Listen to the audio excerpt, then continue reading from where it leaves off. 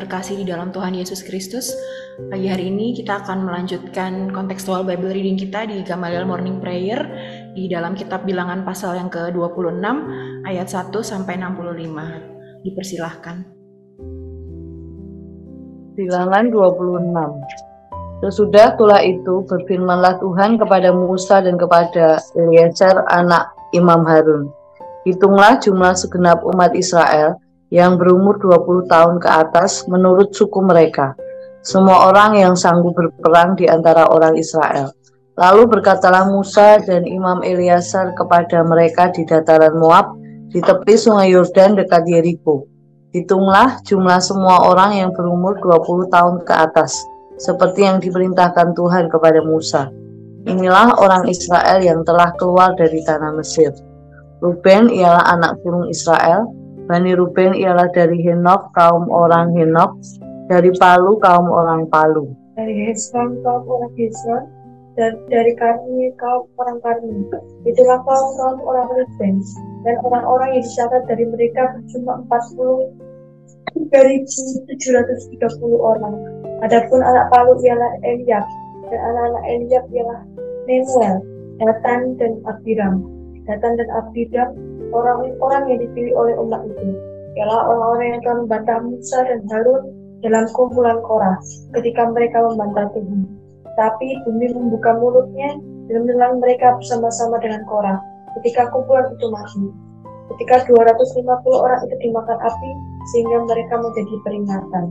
Tetapi anak-anak Korah tidaklah mati.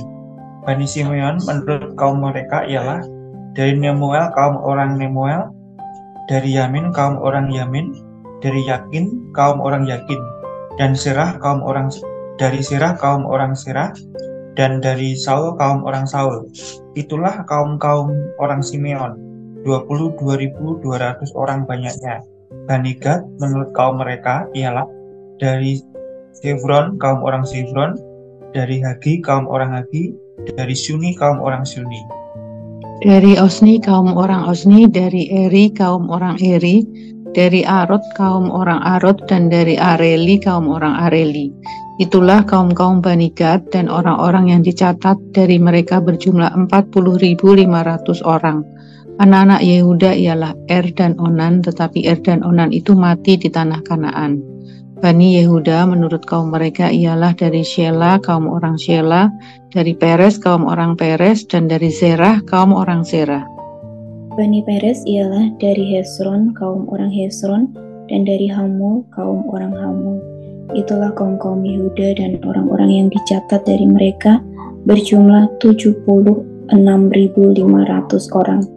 Bani Isakar menurut kaum mereka ialah dari Tola kaum orang Tola, dari Pua kaum orang Pua, dari Yasub kaum orang Yasub, dan dari Simron kaum orang Simron. Itulah kaum Isakar, dan orang-orang yang dicatat dari mereka berjumlah 64.300 orang. Ini Sebulon menurut kaum mereka ialah dari Seret kaum orang Seret, dari Elon kaum orang Elon, dan dari Yahlil kaum orang Yahlil. Itulah kaum-kaum orang Sebulon, dan orang-orang yang dicatat dari mereka berjumlah 60.500 orang. Keturunan Yusuf menurut kaum mereka ialah orang Manasye dan orang Efraim. Bani Manasye ialah dari Makir kaum orang Makir, dan Makir beranakkan Gilead, dari Gilead kaum orang Gilead. Inilah Bani Gilead, dari Leser kaum orang Leser, dari Helek kaum orang Helek. Dari Asriel kaum orang Asriel, dari Sikem kaum orang Sekem, dari Semida kaum orang Semida, dan dari Hefer kaum orang Hefer. Adapun Zelafehat bin Hefer tidak mempunyai anak laki-laki, tetapi anak perempuan saja. Dan nama anak-anak perempuan Zelafehat adalah Mahla, Noah, Hokla, Milka, dan Tirja. Itulah kaum-kaum Manasye, dan orang-orang yang dicatat dari mereka berjumlah 52.700 orang. Inilah Bani Efraim menurut kaum mereka, dari Sutelah kaum orang Sutelah, dari Bether kaum orang Bether, dan dari Tahan kaum orang Tahan. Dan inilah Bani Sutelah dari Eran, kaum orang Eran.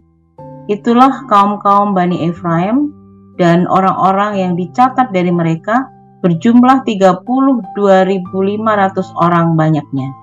Itulah Bani Yusuf menurut kaum mereka. Bani Benyamin menurut kaum mereka ialah dari Bela, kaum orang Bela, dari Asibel, kaum orang Asibel, dari Ahiram, kaum orang Ahiram, dari Sefufam, kaum orang Sefufam, dan dari Hufam, kaum orang Hufam. Dan anak-anak Bela ialah Aret dan Naaman, dari Aret, kaum orang Aret, dari Naaman, kaum orang Naaman. Itulah Bani Benyamin menurut kaum mereka, dan orang-orang yang dicatat dari mereka berjumlah 45.600 orang. Inilah Bani Dan menurut kaum mereka, dan Suham, kaum orang Suham.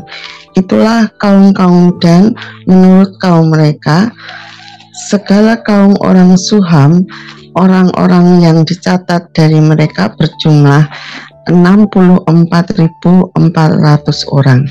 Bani Asyir menurut kaum mereka ialah dari Yimna, kaum orang Yimna, dari Yiswi, kaum orang Yiswi, dan dari Beria, kaum orang Beria.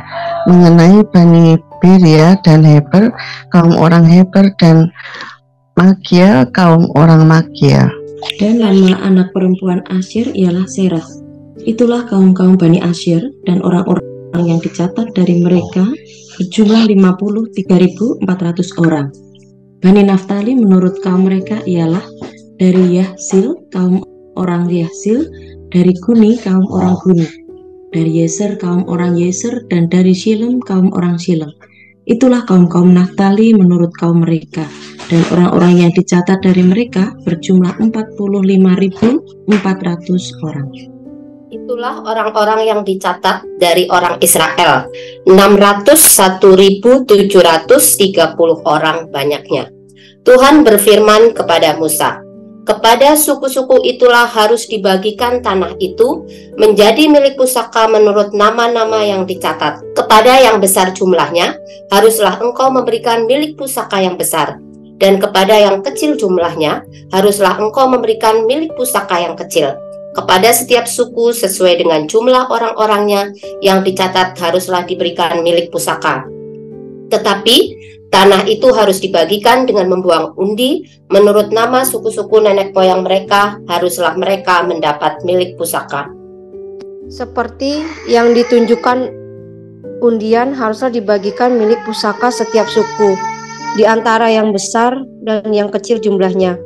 Inilah orang-orang yang dicatat dari orang Lewi menurut kaum mereka, dari Gerson kaum Gerson, dari Kehat kaum orang Kehat, dan dari Merari kaum orang Merari.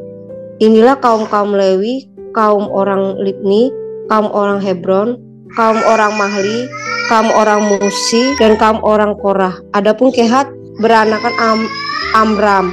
Dan nama istri Amram ialah Yokhebed, anak perempuan Lewi yang dilahirkan bagi Lewi di Mesir. Dan bagi Amram perempuan itu melahirkan Harun dan Musa dan Miriam, saudara mereka yang perempuan. Pada Harun lahir Nadab dan Abihu, Eleazar dan Itamar. Tetapi Nadab dan Abihu mati ketika mereka mempersembahkan persembahan api yang asing ke hadapan Tuhan. Dan orang-orang yang dicatat dari mereka berjumlah 23.000 orang, semuanya laki-laki yang berumur 1 bulan ke atas, sebab mereka tidak dicatat bersama-sama dengan orang Israel, karena mereka tidak diberikan milik pusaka di tengah-tengah orang Israel.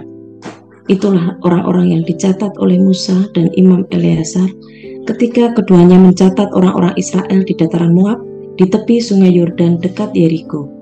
Di antara mereka tidak ada terdapat seorang pun yang dicatat Musa dan Imam Harun ketika keduanya mencatat orang Israel di padang gurun Sinai. Sebab Tuhan telah berfirman tentang mereka, pastilah mereka mati di padang gurun. Dari mereka itu tidak ada seorang pun yang masih tinggal hidup selain dari Kaleb bin Yefun dan Yosua bin Nun. Ya, dari bilangan pasal 26 ini mulai mengisahkan tentang generasi kedua Israel yang keluar dari Mesir.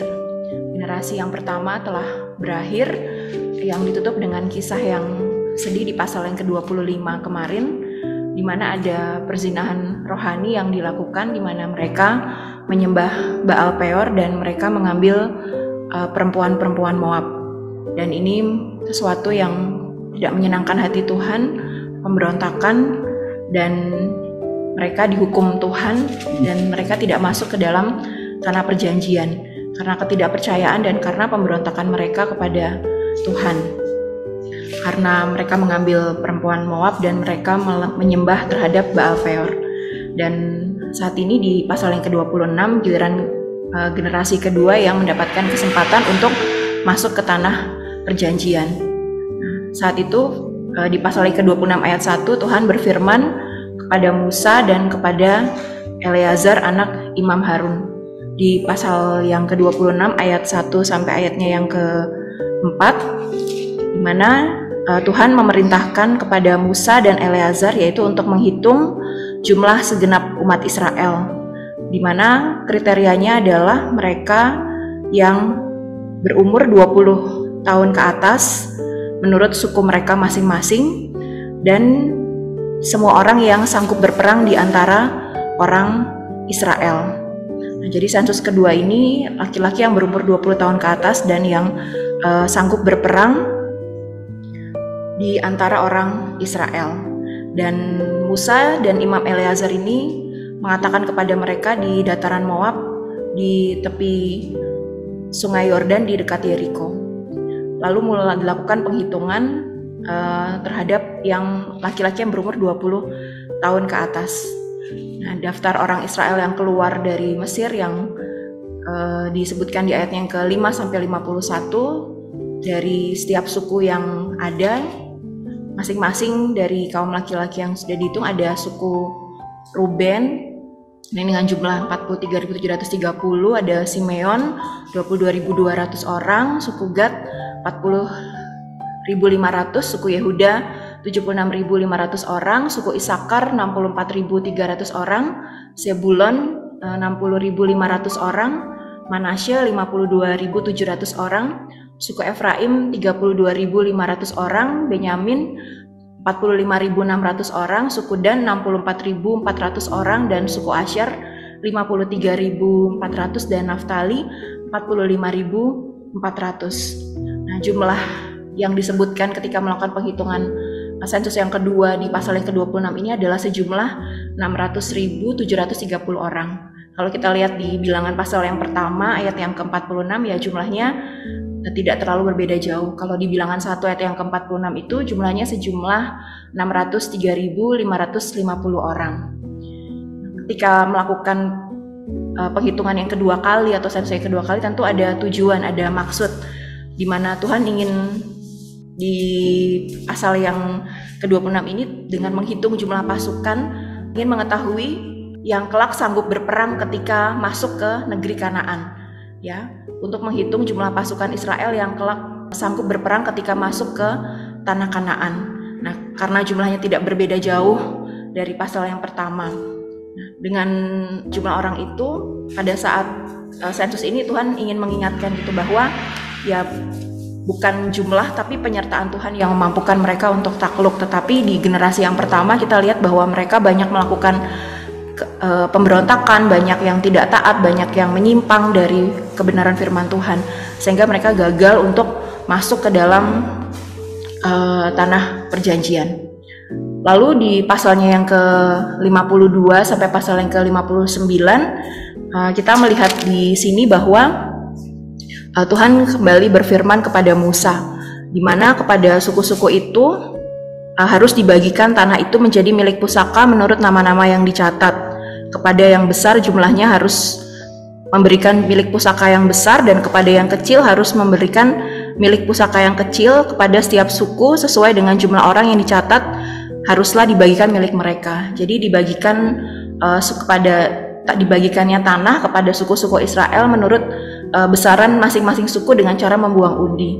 Nah, kalau tadi tujuannya yang pertama dilakukan sensus yang kedua itu untuk melihat berapa banyak dari orang pasukan ini sendiri yang sanggup berperang ketika akan masuk ke tanah Kanaan. Itu di bagian yang kedua ketika Tuhan memberikan perintah ini untuk melihat mengetahui jumlah masing-masing suku, dan sehingga pembagian tanah pusaka ini dilakukan secara adil, secara merata, secara proporsional sesuai dengan jumlah suku-suku Israel menurut besaran masing-masing suku, dan dilakukan dengan cara membuang undi. Dan kalau kita lihat di ayat 5-51 tidak ada suku Lewi. Kalau yang suku lain dibagikan tanah, tentu suku di ayat yang ke 57 ada orang-orang Lewi, yaitu kaum Gersom, kaum Kehat, dan kaum Merari. Nah, ini mereka tidak mendapatkan tanah karena Tuhanlah yang menjadi milik pusaka mereka. Warisan mereka adalah Tuhan. Tuhan itu sendirilah yang menjadi milik kepunyaan mereka, milik pusaka mereka. Karena orang Lewi mengkhususkan dirinya untuk melayani Tuhan, sehingga mereka tidak mendapat bagian berupa tanah seperti halnya dengan suku-suku yang lainnya. Lalu kalau kita lihat di ayatnya yang ke-9 sampai ayat yang ke-11 tadi, kita melihat bahwa Datam dan Abiram dari suku Datam dan Abiram ini tidak mendapat mereka dalam perjalanan mereka binasa karena mereka memberontak kepada Allah. Dan di ayatnya yang ke-61 kita juga melihat di sini ada Nadab dan Abihu yang mati ketika mereka mempersembahkan api yang asing di hadapan Tuhan. Ya, akibat persembahan dari akibat mereka tidak mempersembahkan persembahan yang kudus, mereka mati di hadapan Tuhan. Lalu di ayatnya yang ke-62 orang-orang dicatat dari suku Lewi ini berjumlah 23.000 orang yang laki-laki yang berumur 1 bulan ke atas. Dan dari mereka itu tidak diberikan tanah milik pusaka di tengah-tengah orang Israel. Di ayat yang terakhir, di ayat yang ke-64 sampai yang 65, ketika sensus pertama yang dilakukan oleh Musa dan Harun ini semuanya mati ya di padang gurun.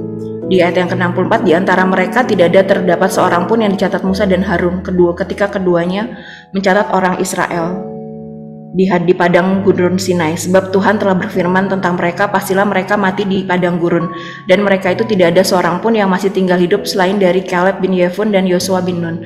Jadi yang pertama dilakukan Musa terhadap orang-orang sensus pertama yang dilakukan ini semuanya sudah mati karena mereka memberontak, karena mereka tidak taat kepada Tuhan, kecuali Caleb bin Yefun dan Yosua bin Nun. Dari firman Tuhan ini kita melihat yang pertama ya, Tuhan menghendaki umatnya untuk terus hidup dalam ketaatan, kekudusan, kesetiaan, tidak memberontak terhadap firman Tuhan. Dan ketika umat Allah ketika Tuhan menghendaki umatnya untuk hidup dalam ketaatan, kekudusan, kesetiaan, dan tidak memberontak. Lalu yang kedua ini penyertaan dan visi Tuhan ya tidak berubah, sekalipun ya orang-orangnya ya tidak setia, orang-orang yang memberontak, tapi tetap penyertaan dan visi Tuhan itu tidak berubah dan akan terus tetap dikerjakan, yaitu untuk masuk ke dalam tanah perjanjian.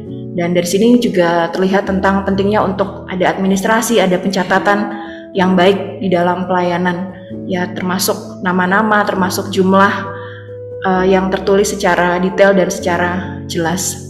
Aplikasi firman Tuhan ini, sudahkah saya terus hidup dalam ketaatan dan kekudusan dalam Tuhan, dalam hidup sehari-hari, dan dalam kehidupan kita dalam kehidupan pribadi maupun kehidupan pelayanan, sudahkah memiliki administrasi atau pencatatan yang baik, dan apakah saya sudah menghidupi visi Tuhan dengan kesetiaan? Ya kiranya kita terus dimampukan untuk terus hidup dalam ketaatan, kekudusan, dan kesetiaan dalam firman Tuhan.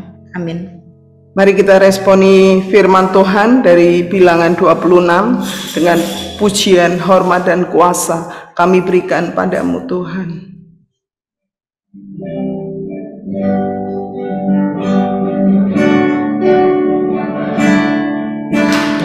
Pujian, hormat, dan kuasa kami berikan padamu Tuhan, yang duduk di atas tahta dan yang memerintah selamanya. Kau Tuhan yang sudah ada, yang ada dan yang akan datang. Bagimu kemuliaan, kudus, kudus, kudus, kudus.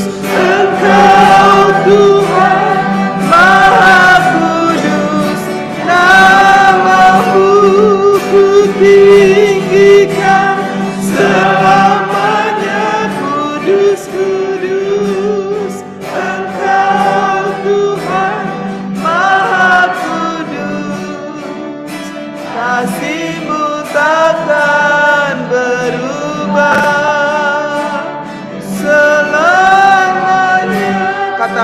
pujian, hormat, dan kuasa. Pujian, hormat, dan kuasa kami berikan padamu Tuhan, yang duduk di atas tahta dan yang amanah selamanya. Kau Tuhan yang sudah ada, yang ada dan yang akan datang. Bagimu kemuliaan, kudus, kudus, kudus, kudus. Engkau Tuhan Maha Kudus, namamu kutinggikan selamanya. Kudus, kudus, Engkau Tuhan Maha Kudus. Kasih-Mu takkan berubah selamanya, selamanya, selamanya, Yesus, selamanya.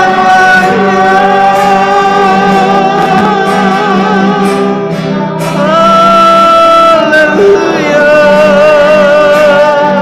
selamanya Engkau kuhormati, Engkau layak disembah, layak ditinggikan, layak dimuliakan Tuhan. Haleluya, glory, haleluya, terpujilah namamu Yesus Tuhan. Engkau Bapa yang kekal, penasehat ajaib, Roh Kudus. Terima kasih Tuhan. Biarlah kita terus mau berkomitmen untuk taat dan juga untuk menghidupi visi yang Tuhan sudah taruh di dalam kita. Kita mau taruh nama-nama orang-orang yang kita layani supaya mereka tetap ada di dalam visi Tuhan, tetap ada di dalam pemeliharaan Tuhan. Mari kita berdoa bersama. Bapa di surga, kami bersyukur kepadamu karena kami punya Allah yang hidup, Allah yang berkuasa, Allah yang mulia, Allah yang terus layak untuk kami puji, kami sembah. Oleh sebab itu Tuhan, kami saat ini berkomitmen untuk tetap menjaga hidup di dalam ketaatan sesuai firman Tuhan, hidup di dalam kekudusan, supaya panggilan dan visi kami sebagai anak-anak Tuhan, sebagai hamba-hamba Tuhan, pelayan-pelayan Tuhan, boleh hidup berkenan, boleh hidup kudus, dan kami memiliki ya Tuhan keteraturan, ketertiban dalam administrasi untuk orang-orang yang kami layani, supaya nama-nama mereka tercatat di hadapan Tuhan, supaya nama-nama mereka senantiasa dipelihara Tuhan dari yang jahat, dan mereka bertumbuh berbuah di dalam Kristus. Terima kasih Tuhan, terima kasih.